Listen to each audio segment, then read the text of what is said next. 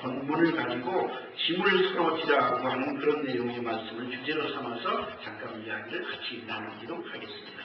갈라디아 6장 2절 나와 있죠. 6장 2절에 보면 이렇게 나와요. 너희가 짐을 서로 지라. 그리하면 그리스도의 법을 성취하라. 그렇게 이야기를 하고 계십니다. 그리스도의 법을 성취하는 길은 짐을 서로 지는 거예요. 그래서 2절이 그런 말씀이에요. 짐을 서로 지는 게 그리스도의 법을 성취하는 것이라고 분명히 2절에 나와 있죠. 하나님이 기뻐하시는 신앙 경제에 이르는 길은 그리스도의 법을 잘 지키는 거라고 했습니다. 그리스도의 법을 잘 지키기 위해서는 내가 아버지 하나님을 믿는 믿음이 마음속에 꽉 차 있어야 되는 거예요. 그렇지 않으면 어떤 건 믿어지고 어떤 건 안 믿어지는 거예요. 그렇지 않으면 여러분들도 성경을 읽으시는 그런 생각들 많이 가지셨을 게 있을 거예요. 저도 가끔 그렇게 성경을 읽다가 보면 정말 그랬을까? 아닙니다. 제가 잘못 얘기했습니다. 그런 것도 기도해요. 여러분도 아마 그런 기법이 있을지도 모릅니다. 그리스도의 법은 바로 뭐냐면 그리스도의 말씀이라는 거예요. 2절이 그런 말씀이거든요. 그리스도의 말씀은 그리스도의 법이라고 이렇게 얘기를 했어요. 그리스도의 말씀을 잘 지키는 사람에게는 하나님의 은혜와 축복이 있을 것입니다. 주님 안에서 그의 힘의 능력으로 강건해지고 마귀의 계기를 대적하기 위해서는 뭘로 전신갑 들리고라? 말씀으로 전신갑 들리고. 그게 그래서 6장에 나오는 말씀이죠. 지난번부터 계속해서 우리 이대영 목사님이 계속해서 가르치신 말씀이 나와 있는 얘기예요. 그 얘기예요. 근데 이제 수요일날도 안 참석을 하고 새벽예기도 안 참석을 하니 이런 말씀 어디 들었겠어요? 못 들었잖아요. 그러면 못 들었으면 여러분들이 말씀이라도 가서 읽어야지. 근데 이게 그냥 읽는 것도 안 읽고 그리고 나는 예수 그리스도를 믿는 사람이야 그러면서 다닌다면 주위 사람들이 흉봐요. 욕해. 이거는 수요일날도 안 가면서 새벽 예배도 안 가면서 이런 얘기를 하는 거예요. 그렇잖아요? 우리는 이런 말씀 듣지 않는 예배교회 성도들이 되지 않겠어요? 그렇지 않겠습니까? 그렇게 안 듣는 여러분이 되시길 바랍니다. 또 본문 갈라디아 6장 1절의 말씀이 그렇게 나와요. 형제들아 사람이 만일 무슨 범죄한 일이 일어나거든 신령한 너희는 온유한 심령으로 그러한 자를 바로잡고 네 자신을 돌아봐 너도 시험을 받을까 두려워하라 그랬습니다. 참 예수 그리스도를 영접하고 믿는다고 말하면서도 그렇게 못 사는 사람들은 친구들이나 이웃 사람들이 그걸 보고 그냥 두면 안 된다는 거예요. 그 말씀 2절이에요. 무슨 1절이에요. 말씀 무슨 말씀인지 아시죠? 권유하라고 해요. 자꾸 권유해서 정말 주님은 이 일이 생명의 길인지 이 생명의 길을 놓치지 말라 그렇게 얘기하는 거예요.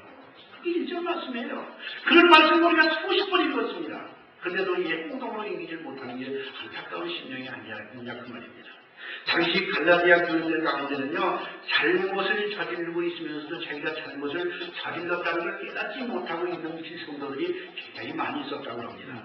죄악에 빠져 있으면서 그것을 깨닫지 못하고 당연한 것처럼 생각한 사람이 있었다는 얘기입니다. 쉽게 얘기할까요? 이거 여러분들에게 나무래기 위해서 하는 말이 아닙니다. 교회에서 하는 모든 일들 또는 교회에서 하나님의 영광을 올려드리기 위해서 하는 모든 일들에 동참하지 아니하면 바로 그런 사람들이 되어버린다는 얘기가 된 거예요. 그걸 여기서 얘기를 하고 있는 것입니다. 바울 사도와 갈라디아 교인들 잘못된 교인들에게 얘기해주는 말씀이 오늘 이 말씀이다 그 말입니다. 자 그러면 이런 말씀들을 가지고 우리 한 세 가지만 좀 잠깐 나눠서 얘기를 좀 나눠보겠습니다. 첫째로요 신령한 너희는 온유한 심령으로 그러한 자를 바로잡으라 그랬습니다. 말씀 나와 있죠? 여기 말하는 신령한 너희가 누구일까요? 바로 신령한 너희는 성도들입니다. 예수 그리스도를 영접하는 믿음의 사람들이다 그 말입니다. 그럼 우리는 지금 신령한 사람들이거든요. 그럼 신령한 사람들이라고 말을 듣고 있는데 행동 거제는 괜찮은 것이었다면 뭐라고 얘기하는 거예요. 안타깝지 않겠느냐 말이죠. 그렇죠? 우리가 이런 것들을 보시는 말씀이 이런 것들을 보시고 깨달으시라는 말씀이 바로 이 말씀입니다. 즉 예수 그리스도를 영접하고 성령을 쫓아 사는 성도들이 바로 신령한 너희다. 이렇게 바울 사도가 표현을 해줬는데 그럼 우리 신령한 사람은 지금 살고 있을까? 제가 이 말씀을 컴퓨터에다 계속해서 치면서 자꾸 제 생각이 나가지고요.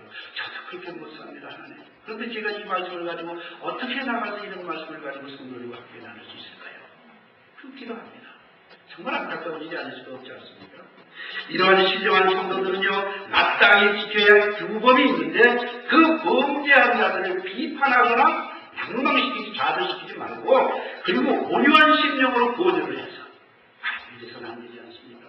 이렇게 해주셨으면 좋겠습니다.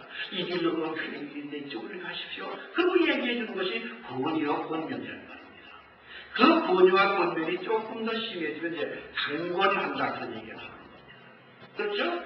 그게 사람들 권유하는 거 싫어하잖아요. 저도 그렇고 진짜 다 싫어합니다. 우리를 구원해 주신 예수님의 마음은 온유하시다고 마태복음 11장 29절에 말씀하셨잖아요.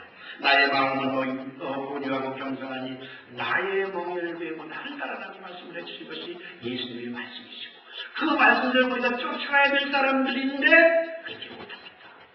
저도 그렇고 여러분. 그러면 좀 쫓아가려고 애를 쓰는 모습을 보여야 되지 않겠냐, 이런 얘기가 되는 것입니다. 그 다음에 두 번째는요, 바로잡으라고 그랬습니다. 바로잡으라. 잘못 가는 사람이 있으면 바로잡고 그랬습니다. 그렇죠? 바로잡으라. 이 바로잡는다는 얘기는요, 우리 주변에 잘못을 보고하고 있는 사람이 있으면요, 바로잡아주어야 된다는 그런 내용의 말씀이에요.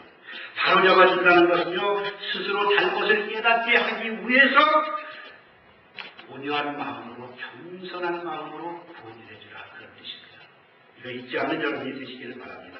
성경에는요, 권유하라는 그 내용 말씀이 말이죠, 자그마치 몇 번이 나오냐면 174번이나 나와요. 이 말씀은 이제 제가 성경 그 요절을 찾는 책이, 많은 책이 있습니다. 많은 책이 있고, 뭐 요새는 컴퓨터에 들어가서 뭐 그게 나간다고 그러는데, 저는 성경 그 인적이 있기 때문에 그것을 쫓아들어가지 못했고, 그래서 거기 봐서 하나씩 하나 둘 셋 넷 되고 씌워보니까 자그마치 적당히 쉬었는데도 174번이나 나오더라고요. 권유하라는 말씀이에요. 성경은 전부 권유의 말씀이기 때문에 그래요. 권유하는 말씀이 말씀이에요. 내가 너에게 준 모든 말씀을 지켜 행하라. 그러면 내가 축복을 주겠다고 하는 말씀이거든요. 그러니까 이 말씀을 잊어버리지 않는 여러분이 되셔야 된다고 말입니다. 그 중에 강권해서 권유하라는 뜻이 하는 말씀이 바로 몇 번이 나오냐? 9번이나 나온다는 거예요. 그러니까 우리가 하나님께서, 주님께서, 예수님께서 우리에게 이렇게 강권하라, 권유하라는 말씀을 이렇게 많이 하시는데도 불구하고 우리는 권유하는 걸 싫어해요. 얼마나 안타까운 일인지 우리가 모르지 않습니다. 우리가 할 수 있는 것이라고는요, 잘못을 깨닫지 못하고 있는 사람들을 바르게 깨닫고 바르게 쓸 수 있도록 권면해 주는 것이 바로 우리가 해야 될 일이라고 하는 것, 잊어버리지 않는 여러분이 되시기를 바랍니다. 권면을 좋아하는 사람 아무도 없다고 오늘 말씀드렸죠. 그러나 권면이요, 우리에게 양력이 될 때가 많습니다. 얼마나 많은지 몰라요, 권면은요. 그래서 제가 늘 말씀하는 게 있잖아요. 양력은 어구나, 어이면이요, 충어는 여거이나 이어행이니라. 그 말씀이 무슨 말씀입니까? 좋은 양은 먹기는 써요, 입에는 씁니다. 아이고, 당장 뱉어버리고 싶어요. 그렇지만은 고구나 이어행이요, 행동이 이런 거예요. 그렇죠? 이어행이니까요. 그 다음에 권면은 뭔지 알아요? 여거이나, 비에 거슬려요. 아주 비에 거슬려요. 참 비어있는데 얼마나 많은지 모르겠어요. 아니, 저 혼자 하는데 지금 날 뭘 알겠죠? 그런 게 있어요. 그렇잖아요? 근데 그게 말이에요. 행동에는 얼마나 이로운 일이 많을 수 없다는 말입니다. 좋은 약은 입에는 쓰지만 몸에는 이렇고, 행동은 무너지는 더 좋아진다는 게, 귀에는 멋지지만 행동 멋지는 좋아진다고 하는 거, 우리는 다 알고 있는 사실 아닙니까? 이런 말씀들은 다 알고 있는 그런 말씀이 되는 것입니다. 이 권면이라는 거 잊어버리지 않는 귀한 여러분이 되시길 바랍니다. 은나라의, 중국의 은나라의 탕왕이라고 하는 사람은요, 권면을 그렇게 자주 받아들였대요. 얼마나 권면을 많이 받아들였는데요. 와서 아부하고, 뭐, 간신으로 다 그런 사람들 없고, 그 밑에 있는 두 아들이 전부 다 그 나라를 위해서 함께 마음을 같이 해서, 왕이 잘못하는 게 있으면 권면을 해주고, 이렇게 하시면 안 됩니다. 저렇게 하십시오, 저렇게 하십시오 했더니, 그 은나라가 중국 가운데서 가장 훌륭한 나라 중에 하나였다 그래요. 뭐 다 아시는 말씀이에요. 그렇죠? 그 다음에 한나라의 거란과 은나라의 탕이 아니라 주왕은 가난한 걸 너무나 싫어해가지고요, 그 밑에 부하들은 전부 다 아버지는 부하들, 간신들만 있었더라고요. 그러다 보니 그 나라가 망해버리고 말았던 것을 중국 역사를 통해서 엄청 많이 훌륭한 그 역사이기 때문에 여러분들 다 아시는 말씀이 바로 그 말씀이에요. 이런 말씀은 여러분들이 컴퓨터에 찾아나가셨어요. 주왕, 탕왕, 그리고 한번 쳐보세요. 아주 기가 막히게 좋은 얘기들이 많이 나옵니다. 한번 가보려 올라가서 들어가보시기 바랍니다. 나라와 임금을 위해서 충절한 충절을 다하는 것을 충신이라고 그러고 자기 영단을 위해서 그냥 살살 피하기만 하는 것을 뭐라고 그래? 간신이라고 그러잖아요. 우리 교회도 마찬가지입니다. 임금이 잘못하면 신하가, 아버지가 잘못하면 아들이, 형이 잘못하면 동생이, 친구가 잘못하면, 내가 잘못하면 이웃에 있는 내 친구가 나에게 고언을 했을 때 나는 다룰 수 있다는 말이에요. 아이고 얘 너 잘한다, 너 잘한다. 그러다면 그 사람 그걸로 빠져버리면 안 되는 거예요. 여러분이 잘하십니다. 잘하세요. 이해가 안 될까요? 시간이. 어느 학교에 선생님이 한 분이 계셨대요. 그 선생님이 총각 때부터 선생반영을 와서 가는데요. 선생반을 가서 가고서 이제 시골에 갔습니다. 시골에서 학교를 가려면 꼭 시내가를 하나 건너야 된답니다. 시내가를 건너서 이제 막 가려고 나오면 시내가를 여러 하루 출근을 해가지고 시내가를 건너다가 그만 그 디딜돌을 이렇게 놓고 건너가는데 디딜돌을 잘못 걷다가 삐끗해가지고 그냥 물에 tum박 빠져버렸다는 거예요. 그리고 뭐 어떻게 학교를 가? 못 가잖아요. 그러니까 다시 집으로 돌아갔습니다. 이거 벗어나서 빨리 가서 늦기 전에 다시 갈아입고 가야 되겠다. 그리고 집을 도착했더니 마침 며칠 전에 서울에서 내려오신 어머니께서 그 꼴을 보시고 어머니가 하시는 말씀이 뭐라고 그렇게 많은 분 드신 분이시더래요. 아이고 너무 일이야 하니까 아이고 어머니 제가 빨리 학교에 나가라 하려고 보니까 저 시내가요 디딤돌을 잘못 두는 걸 보면 잘못 놔져 있는 돌을 밟고 건너다가 넘어져서 물에 빠지고 말았습니다. 그래서 얼른 옷 갈아입고 하고 왔습니다. 그러니까 어머니가 하시는 말씀이 아이고 그래 안 됐구나. 그렇게 해서 얘기를 하고 얼른 바꿔 입고 가라. 그랬으면 좋았을 때 어머니가 하시는 말씀이 쓴소리를 하신 거예요. 무슨 쓴소리를 하셨을까? 예, 네가 지금 선생님 노릇하고 있지 않니? 그래가지고 무슨 훌륭한 선생이 된다고 그러냐? 어서 온 나이기 전에 먼저 가서 네가 알고 밟고 지나가던 디딤돌 잘못된 것을 다시 정확하게 놓고 오라. 그런 얘기를 한다는 거예요. 이해가시죠? 그 말을 들은 선생님이요 계속해서 그게 당신은 쓴소리 것이 들리고 귀에 거슬리는 소리였지만요 그 말씀이 늘 마음속에 간직이 돼가지고 때만 되면 그 말씀이 생각이 난다는 거예요. 그래가지고 그렇구나 이래서는 안 되지. 그리고 다른 사람을 자꾸 생각해 낸다는 거예요. 그러고 나니까 그가 계속해서 그런 모습을 살다 보니까요 주위에 있는 친구들 저 사람은 완전한 사람이야. 저 사람 같지만 살아라. 그런 말인 것으로 변해준 사람이 되어버렸다는 거예요. 그래서 그가 그렇게 훌륭하게 살다가 보니까 지금은 훌륭하게 칭찬을 듣는 교장 선생님이 되셨다는 말씀을 여러분들은 아마 잘 아시는지 모릅니다. 그렇습니다. 우리는 정말 그렇게 살아야 돼요. 그렇게 사는 사람들이 그 사람만 되어서는 안 된다 그 말입니다. 오늘 우리에게는 이런 마음이 있어야 되는 거예요. 먼저 내가 하나님 앞에 바로 서고 그리고 또 다른 사람도 바르게 설 수 있도록 도와주는 것이 우리의 권면이 되어야 된다고 말입니다. 근데 권면을 실현하면 어떻게 합니까? 그 다음에 세 번째는요. 네 자신을 돌아보고도 너도 시험을 받을까 두려워하고 그랬다고요. 너도 시험을 받을까. 나는 아닌 것 같지만 양이 아니라는 거예요. 네 자신을 돌아보고 너도 시험을 받을까 두려워하라 그랬습니다. 우리 누군가 잘못을 했을 때 그것을 거울 삼아서 우리도 그러한 시험에 빠지고 있지는 않는가 하는 것을 생각하면서 나를 돌아볼 수 없는 삶. 그게 중요하다는 것입니다. 야고보 사도가 야고보 3장 2절에 그렇게 얘기를 했죠. 우리는 다 실수가 많다 했습니다. 그게 야고보 사도도 실수가 많은 사람이 한 사람이었고요. 다윗도 많았고 모세도 많았고 사람으로 태어나서 육신을 가지고 있는 사람 중에 실수 잘못하는 사람 실수 안 하는 사람은 없습니다. 완벽하게 사는 사람은 없어요. 그러나 그 실수가 되었을 때 얼른 그 실수에서 되돌아설 수 있는 그런 믿음의 자세가 필요하다는 걸 얘기해주고 있는 거죠. 이 말씀이에요. 그게 야고보 사도가 3장 2절에다가 우리에게 해주는 말씀입니다. 바로 그 말씀입니다. 그러므로 늘 자신을 돌아보아서 시험에 빠지지 않게 자기 성찰에 열심을 할 수 있는 삶을 살아야 된다고 하는 말씀이 바로 그 말씀입니다. 오늘 본문 2절 말씀에 너희가 짐을 서러지라 그래서 그리스도의 복을 성취하라고 이렇게 얘기했습니다. 우리는 다른 사람들의 짐을 함께 져줄 줄 아는 마음의 자세가 필요한 겁니다.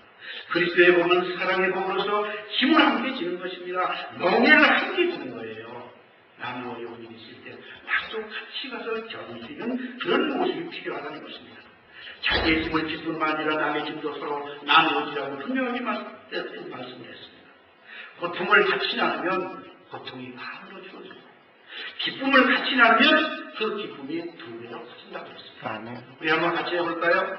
같이 한번 해보시겠습니까? 고통을 같이 나누면 고통이 반으로 줄고 기쁨을 같이 나누면 기쁨이 두 배로 커진다. 맞으시면 아멘. 그래요. 서로 함께 나누는 게 그렇게 중요하다는 거예요. 내가 이런 아픔이 있어.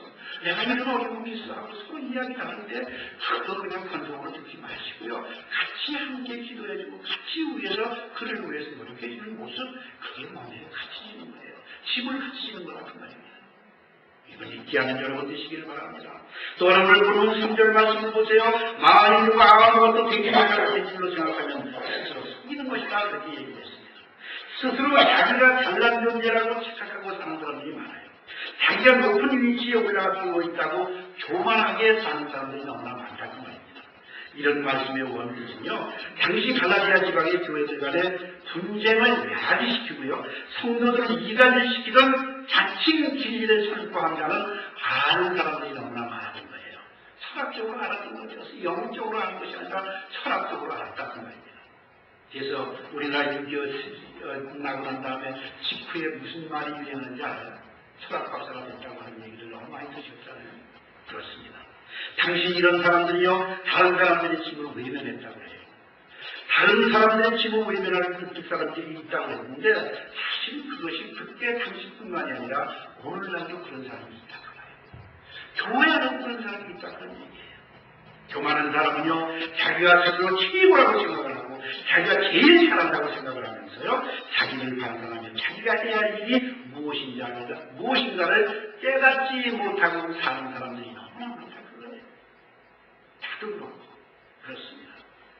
그래서 사문 16장 18절에는요, 교만은 패망의 성공이요 거만한 마음은 넘어짐에 합작이라고 분명하게 얘기해 주고 계시다고 말이에요. 하나님이 가장 가증스럽게 생각하시는 건요, 자기 스스로 의롭다고 생각하는 사람입니다. 자기 스스로 잘났다고 생각하는 사람입니다. 다른 사람들에게 나를 내세우려고 하는 사람들이 바로 그런 사람들이다 그 말입니다. 오늘 우리의 마음속에 그런 심리가 자리 잡고 있다는 얘기예요. 그래서 오늘 본문 갈라디아 6장 4절에 보니까 각각 자기의 일을 살피라. 그러하면 사랑할 것이 자기에게만 있고 남에게 있지 아니하리라고 얘기를 하고 있습니다. 이 말씀은 갈라디아 6장 1절의 말씀과 일맥상통하는 얘기가 되는 거예요. 내 자신을 돌아보라고 하는 말씀은요, 자기 자신 속에 나타나는 실제적인 행동을 뜻하고 있는 말씀이기 때문에 그렇다고 말입니다. 믿음을 가진 사람들은요, 참이 무엇이며 거짓이 무엇이며 엄격하게 구분을 해서 행동에 매우 조심해야 한다는 말씀이 바로 그 말씀인 거예요. 이런 말씀을 우리가 더 얘기하고 있지 않습니다. 자기를 살피는 것이 게을리하지 않았던 사람들은요, 결코 자신을 속이지 않았다 그 말입니다. 우리 사랑하는 여러분, 우리가 얼마나 보잘것없습니까? 얼마나 부족합니까?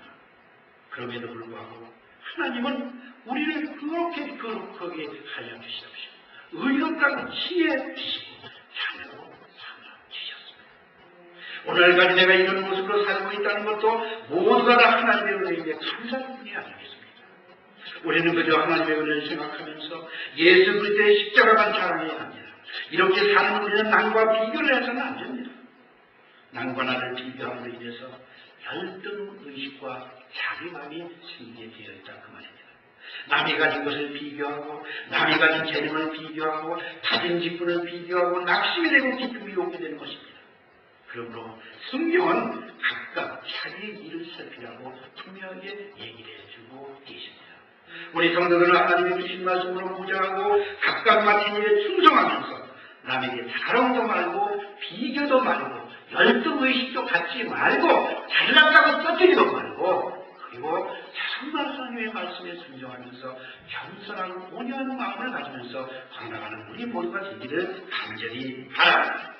오늘 본문에서는 짐이라는 말이 두 번이나 나오는데요.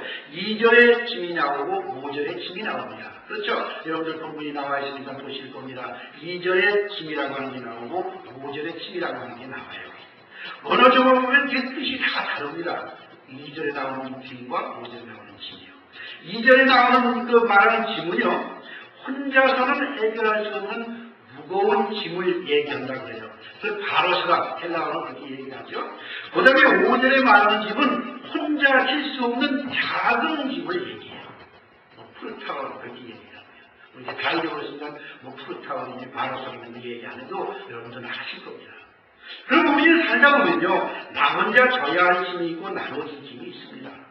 혼자 감당할 수 없는 무거운 짐 때문에 힘들기도 하고 벌민하기도 합니다. 이럴 때 믿음의 사람들은 그 짐을 함께 져줄 수 있는 삶을 살아야 된다. 그렇게 얘기하는 것입니다. 그리스도의 복음이라고 하는 것은 사랑의 복음입니다. 하나님을 사랑하고 내 이웃을 내 몸같이 사랑하는 것입니다. 주님께서는 그래서 요한복음 13장 35절 너희가 서로 사랑하면 이로써 모든 것이 너희가 내 제자이라 하리라 그렇게 얘기했습니다. 서로 물고 뜯으면 주위 사람들이 넌 예수님의 제자 아니야. 넌 성도가 아니야. 넌 예수 믿는 사람이 아니라 그렇게 안 보겠습니까? 요새 성경 모르는 사람이 어디 있어요? 그러니까 우리는 정말 행동거지가 얼마나 귀한 것인가 것을 사랑하는 여러분이 되시기를 바랍니다. 우리가 사는 데는 우리가 져야 할 짐이 있습니다. 주 안에서 받은 소명의 짐, 내게 주신 직분의 짐이 내가 져야 할 짐입니다. 이 짐은 믿음의 분량대로 받은 은사대로 질주를 하는 삶이 되어야 되는 것입니다. 그래서 마태복음 25장 14절 이하에 보면 여러분들이 잘 아시는 달란트 비유가 나옵니다. 5달란트 받은 종, 2달란트 받은 종, 1달란트 받은 종이 있지 않습니까? 그 말씀 여러분들이 잘 아시니까 그 말씀 하지 않더라도 1달란트 받은 종은 갖다가 묻어두었다가 그 주인이 다시 돌아올 때 1달란트 그냥 갖다 줬습니다. 2달란트, 5달란트 받은 사람은 2달란트 많이 내게서 갖다 줬는데요. 그랬더니 그 주인이 뭐라고 얘기했습니까? 그리고 그 주인에게 종이 말하기를 25장 24, 25절이죠. 당신은 굳은 사람이라 심지 않은 데서 거두고 배치지 않은 데서 모으는 줄을 내가 알았으므로 두려워하여 나가서 당신의 달란트를 땅에 감추어 두었다가 가져갔나이다. 근데 그때 당시만 해도요, 정말 아마 돈이 극성이 많아서 어쩌겠는지 몰라도 귀중한 것을 땅에 갖다 넣어서 묻어두고 그런 일들을 했다고 합니다. 그러니까 이 한 달란트 받은 사람은 정말 교회에서 주인한테 다시야 돌려주려고 그랬는지 아니면 때에 따라서 나는 2달란트, 나는 4달란트인데 나는 왜 한 사람밖에 안 줬나 그냥 누가 통이 터져가지고 그랬는지도 모른다는 거예요. 그럼 그때 그 사람의 심정을 내가 못 믿으니까 그런 거예요. 그렇잖아요? 그런데 사람은 자신이 가진 달란트가요, 크든지 적든지 하나님께서 주신 복이라는 걸 안다면 우리는 그 복을 열심히 가지고 열심히 노력해야 되는 것입니다. 그것을 남들과 비교하거나 불평해서는 안 된다는 것입니다. 우리 모두는 내가 짐이 있고 남이 대신 질 수 있는 짐이 있습니다. 만약에 불평하고 맡은 일에 충성하지 아니하므로 1달란트 받은 종처럼 자기의 일에 방임하고 나태하면 가진 것까지 빼앗기는 그러한 어려운 일을 당하게 된다 그 말입니다. 우리의 재능과 은사가 각각 다르고 우리의 직분이 각각 달라도 하나님께서는 우리를 존귀하게 여기시는 것은 똑같습니다. 큰 작든 맡은 일에 충성을 하면 똑같은 상급을 주신다고 하는 것은 여러분들이 다 아시는 말씀입니다. 옛날 어른들의 말씀에 그런 말이 있죠. 나라가 잘 되려면 임금이 잘 되면 임금 노릇을 잘해야 되고 신하가 잘 되려면 신하가 잘 노릇을 잘해야 된다고 얘기하고 있습니다. 교회도 마찬가지입니다. 가정이 평안하려면 부모 역할을 잘해야 되고요. 자녀는 자녀의 역할을 잘하면 되는 것입니다. 교회에도 내가 져야 할 짐이 무엇인지를 생각하고 그 짐을 십자가의 사랑으로 열심을 다하여 지시는 그 교회가 성장하는 교회가 된다 그 말입니다. 각자 자기 가지고 있는 것이 불평불만 내품는 교회처럼 성장의 교회 도전이 됐다는 것을 우리는 알지 않습니까? 바울 사도는 육체에 가시가 있었기 때문에 3번이나 기도했지만 그 기도가 응답되지 않았었습니다. 그러나 우리는 정말 기도를 하면서도 응답을 받지 못한 기도가 얼마나 많습니까? 그런데 역시 그렇게도 훌륭했던 바울 사도도 그 응답을 받지 못했을 때 그는 그렇게 깨달았습니다. 나의 약한 것들에 대해서 자랑하니 이는 그리스도의 능력이 내게 머무게 하려 함이야. 그리스도의 능력이 나에게 와서 내 몸에서 그 능력이 머무르게 된다는 것이 얼마나 귀한 것이냐는 것을 그는 깨닫게 되었기 때문에 그렇게 고백을 하고 있습니다. 사람은 자신의 연약함이 있을 때 더욱 겸손해져서 하나님의 은혜를 더욱 사모하게 되는 것입니다. 반면에 무엇 하나 부족함이 없으면 하나님을 잊어버리게 되고 교만하게 되는 거예요. 사람이 여유있게 살고요, 삶이 좀 여유를 가지고 풍성한 삶을 살면요 하나님 찾지 않습니다. 정말 안 찾아요. 그런 때가 얼마나 많은지 모릅니다. 주님께서는 마태복음 16장 24절에 아무든지 나를 따라오려거든 자기를 부인하고 자기 십자가를 지고 나를 따라가고 분명히 말씀을 해주셨는데요. 우리에게 가진 것이 있든 없든 간에 하나님께서 믿는 사람들에게 명령한 말씀이 그 말씀 아닙니까? 이것이 주님께서 우리에게 맡기신 춤입니다. 그리스도를 따라 살아갈 때 세상적으로는 손해를 볼 수 있고 고난에 처할 수도 있습니다. 역사상 많은 믿음의 선배들은 그리스도를 따라가기 위해서 목숨을 버리기도 했던 것을 우리는 역사를 통해서 너무나 잘 알고 있지 않습니까? 로마의 카타콤이나 터키의 갑바도기에 가보면요, 갑바도기아 여러분들 기억나십니까? 여러분들 집안에 가시면 하나씩의 달력이 다 들어있죠. 10월달에 보면 갑바도기아라는 그 그림이 나와 있는데 그 그림 사진을 보셨어요? 툭툭 붉어진 바위에 구멍이 하나씩 뚫린 거 보셨습니까? 그게 바로 그때 그 과거에 예수 그리스도를 영접하고 믿고 사는 사람이 학대받기 이전에 그 구를 파고 들어가서 그 속에서 살았던 모습이 바로 그거예요. 우리는 한 번씩 가지고 있고 다른 아침 저녁으로 보면서도 그거랑 깨닫지 못했을 것이 분명 없습니다.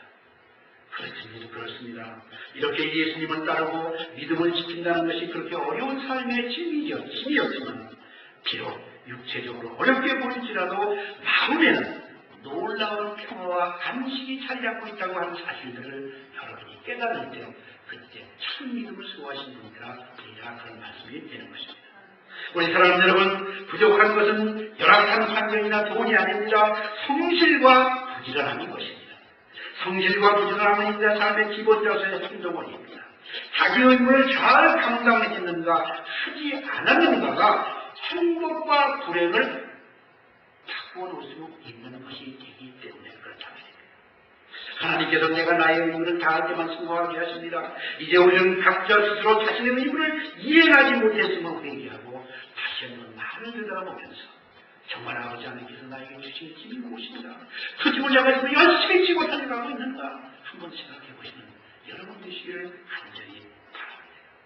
인생에 있어서 최선의 삶은요, 내게 주어진 삶의 매 순간순간 나를 충성으로 채우는 것입니다. 충성이라는 것은요, 내가 맡은 일에 정성을 다하는 것을 충성이라고 하지 않습니다. 여러분들이 잘 아시는 고린도전서 4장 2절에 보니까 맡은 자들에게 구할 것이 뭐라고요? 충성이라고 있습니다. 근데 우리는 이 말씀을 알고 있으면서 아직까지도 충성이 필요하다 그 말입니다. 여기에 무슨 필요나 이유가 있을 수 있겠습니까? 내게 지어진 의무는 내가 해야 되는 것입니다. 이제 우리는 온유한 심정으로 예수님의 마음을 닮아가야 됩니다. 다른 사람의 짐을 대신 져주는 마음을 가져야 합니다. 남의 눈에 있는 작은 티를 뽑으려고 나서지 말고 내 눈 속에 있는 들보를 먼저 볼 줄 알고 깨달은 줄 아는 삶, 이게 중요한 것이라고 하는 걸 잊어버리지 않는 여러분 되시기를 바랍니다. 하나님은 자신의 의무를 성실하게 이행한 자들을 축복해 주십니다. 나무를 심은 주인이 때가 돼서 찾는 게 무엇입니까? 풍성한 열매 아니겠습니까? 하나님께서 찾으시는 것은 맡기신 삶을 충실히 이해하고 살아가는 자를 찾으신다 그 말입니다. 우리가 천국에 올라갔을 때, 하나님의 부름을 받았을 때 우리는 어떤 모습으로 주님을 만나고 영접할 수 있게 되는지 여러분 스스로 한번 묻자 생각하시는 여러분 되시기를 바랍니다. 우리 사랑하는 여러분, 하나님은 우리에게 이 감당할 만한 짐을 주셨습니다. 감당치 못한 짐을 우리에게 주신 것은 아닙니다. 이렇게 나에게 맡겨진 짐을 우리 생을 마칠 때까지 최선을 다해 주셔서 하나님을 기쁘시게 해주는 귀한 예드림 교회 성도들이 되시기를 간절히 축원해서 우리 서로 함께 짐을 지자라는 말씀을 가지고 함께 은혜를 나누었습니다. 잠깐 기도하시겠습니다. 은혜로